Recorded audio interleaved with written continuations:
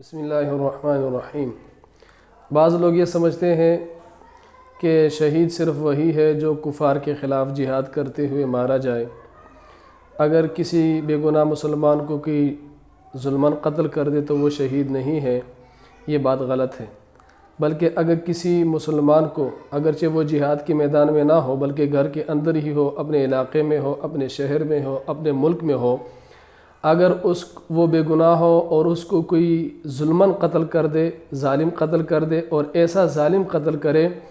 کہ جو ظالم خود کو مسلمان کہتا ہو، تو وہ مقتول مسلمان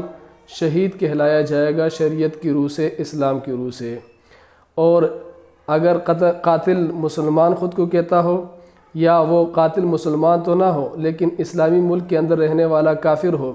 اگر یہ کافر اور ذمی جو ہے یہ کسی بے گناہ مسلمان کو قتل کر دے تو وہ بے گناہ مسلمان شرعاً شہید کہلایا جائے گا۔ یہ میرے پاس فتح القدیر ہے، اس کی جلد نمبر 2 ہے اور صفحہ نمبر 152 ہے۔ اس میں فرماتے ہیں کل مسلم مکلف لا غسل علیہ قتلہ ظلم من اہل الحرب او البغی او قطاع الطریق بأی آلۃ کانت، کہ ہر وہ مسلمان بالغ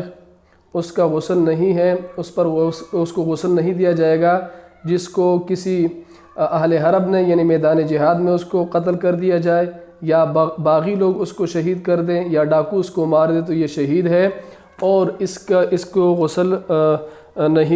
نہیں دیا جائے گا۔ اسی طرح یہ میرے پاس البحر الرائق ہے، اس کا جلد نمبر 2 ہے اور صفحہ نمبر 343 ہے۔ اس میں اس کے متن کنز الدقائق میں ہے هو من قتلہ اہل الحرب والبغی او قطاع الطریق، کہ شہید وہ ہے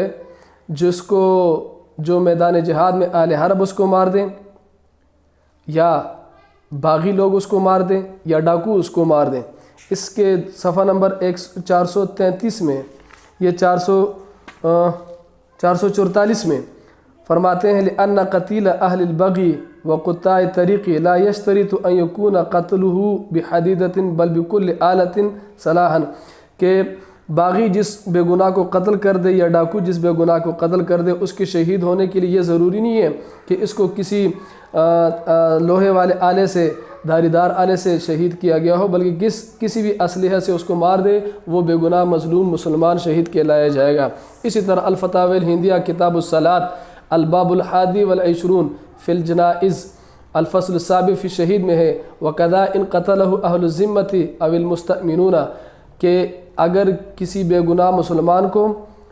اس ملک کے اندر رہنے والے ذمی اس کو قتل کر دیں،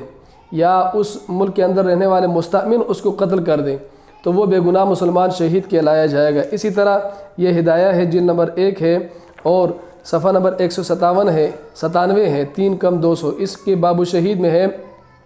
کہ الشہید من قتلہ المشرکون او وجد فی المعرکۃ وبہ اسر او قتلہ المسلمون ظلما ولم یجب بقتلہ دیۃ،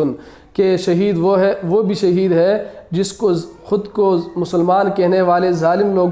اس بے گناہ مسلمان کو قتل کر دے تو وہ بے گناہ مسلمان شہید کہلایا جائے گا۔ پوری بات کا خلاصہ یہ ہے کہ صرف یہ سمجھنا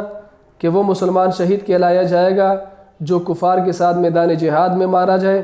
میدان جہاد میں قتل کر دیا جائے وہ شہید ہے، یہ بات درست نہیں ہے، بلکہ وہ جو میدان جہاد میں مارا جائے وہ بھی شہید کہلایا جائے گا، اور اپنے ملک کے اندر بے گناہ مسلمان اس کو کوئی خود کو مسلمان کہنے والے ظالم لوگ اس کو بے گناہ قتل کر دیں، یا اس ملک کے اندر رہنے والے کافر جو ذمی ہوتے ہیں وہ قتل کر دے، تو وہ اپنے ملک کے اندر، اپنے شہر کے اندر، اپنے گھر کے اندر جو قتل کیا جائے گا وہ بھی شرعاً شہید کہلایا جائے گا، اور اس کے لیے بھی وہی درجات ہے جو میدان جہاد میں لڑنے والے شہید کے لیے ہے۔ اللہ تبارک و تعالیٰ سے دعا ہے کہ اللہ تبارک و تعالیٰ ہمیں مسئلہ سمجھنے کی توفیق عطا فرمائے۔ وآخر دعوانا ان الحمد للہ رب العالمین۔